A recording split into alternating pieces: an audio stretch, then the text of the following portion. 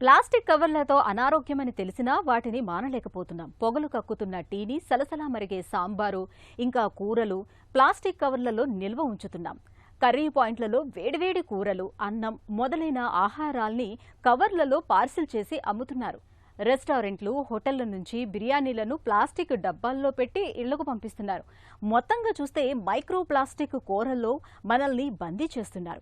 ఈ నేపథ్యంలో ప్లాస్టిక్ కవర్లలో ఆహార పదార్థాల్ని పార్సిల్ చేయటం వల్ల కలిగే అనార్థాల గురించి ఇప్పుడు తెలుసుకుందాం.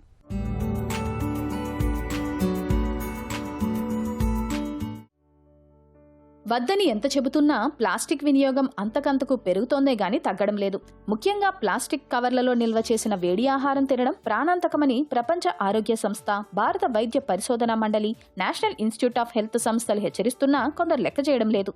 ప్లాస్టిక్ వాడకం ఇలాగే కొనసాగితే భవిష్యత్తులో ప్రజారోగ్యం మరింత ప్రమాదంలో పడుతోందనే ఆందోళన వ్యక్తమవుతోంది.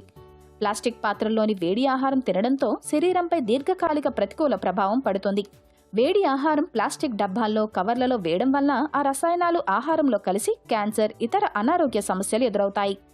ప్లాస్టిక్ పాత్రల్లోని రసాయనాలు వేడికి కరిగి ఆహారంలో కలుస్తాయి.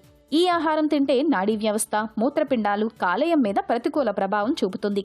ప్లాస్టిక్లో అత్యంత హానికరమైన బిస్పినాల్ ఏ, బీపీఏ రసాయనం ఉంటుంది. ప్లాస్టిక్ను మృదువుగా మార్చటానికి థాలెట్స్ అనే రసాయనం వాడతారు. కొన్ని ప్లాస్టిక్ కవర్ల తయారీలో పాలివినైల్ క్లోరైడ్, పీవీసీ వినియోగిస్తారు. ఈ హానికారక రసాయనాలు శరీరంలో కలిస్తే ఈస్ట్రోజన్ వంటి హార్మోన్ల పనితీరు, పునరుత్పత్తి వ్యవస్థ, మెదడు ఎదుగుదలపై ప్రతికూల ప్రభావం పడుతుంది.